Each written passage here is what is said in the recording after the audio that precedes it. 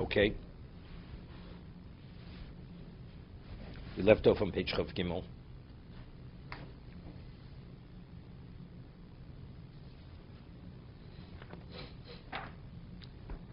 Okay. He started the Gemara in Shabbos.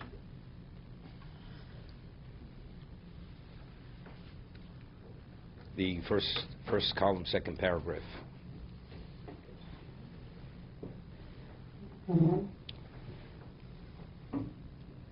Okay. We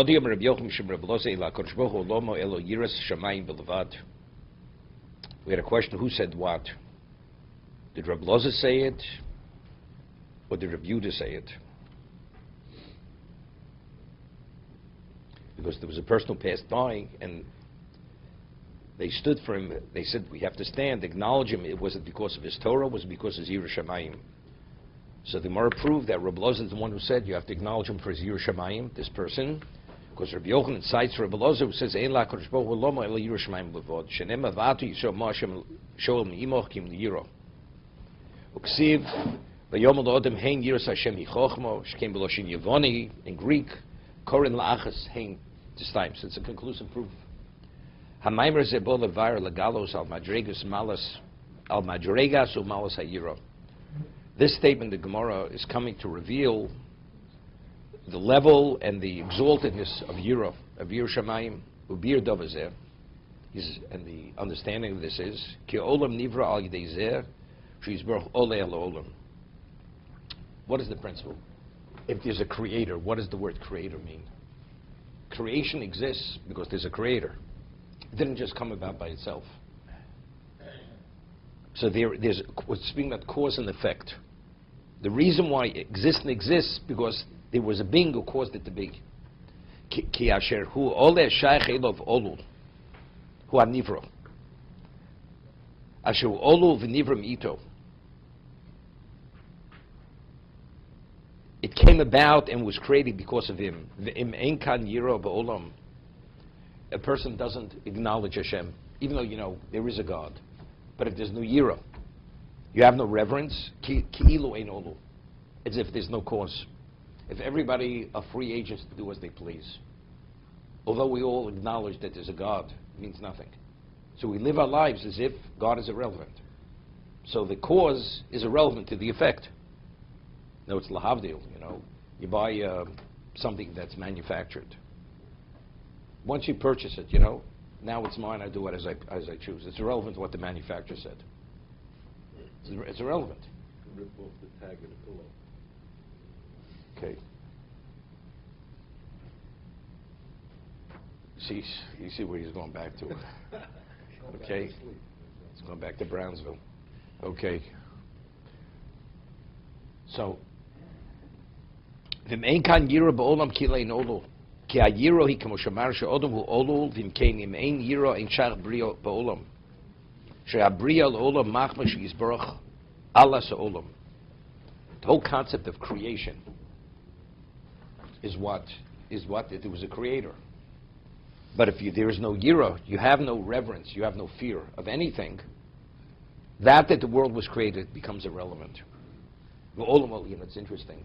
The whole concept of evolution, even evolution, or the Big Bang Theory, whatever you want to call it. If you say Hashem, let's say you say things evolved. God created the first one-cell animal, and everything evolved from that. So what did God create? He created that one cell, but you realize things evolved. So everything that happened is not necessarily, he set it in motion, but they're variations of what could have happened. It turned out this way. It's not it turned out. Every aspect, every part of its development, God developed till the very end. So whatever we are, whatever there is, there's nothing that's not attributed to him. You could work evolution into Hashkafa, by saying he was involved in the process of evolution. He was every aspect of the evolution. Rather than saying it all came about in 7 days. You say it happened in 6 days, seventh day, you'd say it happened over billions of years, but that was the evolutionary process. There's no reason to say it. There's a book, somebody, it's called Challenge. The various essays was put out maybe 40 years ago. Some name, it was an English scientist. He was a religious man. It was called, his name was Cyril Dome, an Englishman. Cyril Dome. He brought essays over there. Even Rabbi Schwab, he contributed to the various essays in this about evolution, how to reconcile it with Torah Hashkafa. Okay? And I'm just saying, but if, let's say the simple, what's the whole idea of what science? It happened, Big Bang. If there's no Olah, there's no Olu, meaning we're totally detached. What you're doing is, God then has no relevance to you. Even if you believe in God, that God could intervene, but it's not that every aspect of creation he's directly involved in every aspect of the creation. If you follow the scientific approach. Because somehow we're divorcing science from divinity. But what does it do? The damage is, the loss is, then there's no fear. You're not connected to God. You believe in God, but you're not connected to God. You don't have that beholdenness, that you're not bound to God.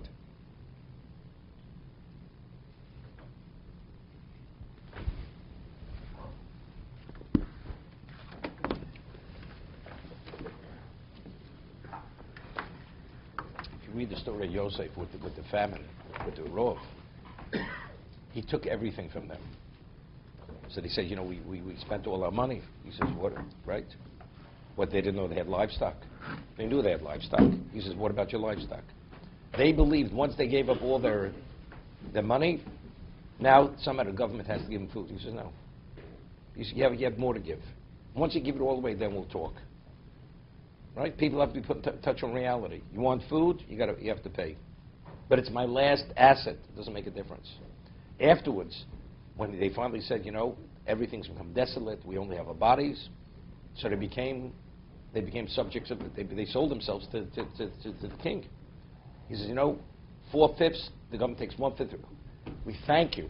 When a person knows that he's nothing, then you thank God even for a morsel. We thank you for our lives. You gave us everything. But you took everything from us. You stripped us bare, and now that you throw us a crumb, we thank you for everything. That's the only way a person learns. Could appreciate. When you think you're in control, you appreciate nothing. Right? That's the story of Yosef. The way he dealt with the people. He uprooted them from one end of the country to another, as Rashi brings. Nobody complained. Nobody complained. No, but he didn't treat them harshly. See, he did not treat them harshly. He treated them, up to a point. He did not abuse them. Fair. He treated them fairly. But but if you speak to people, what fair is, I didn't get the bonus I wanted. That's not fair, okay? So if that's the way that's the yardstick for fair and not fair, then the person doesn't understand how appreciative he should be.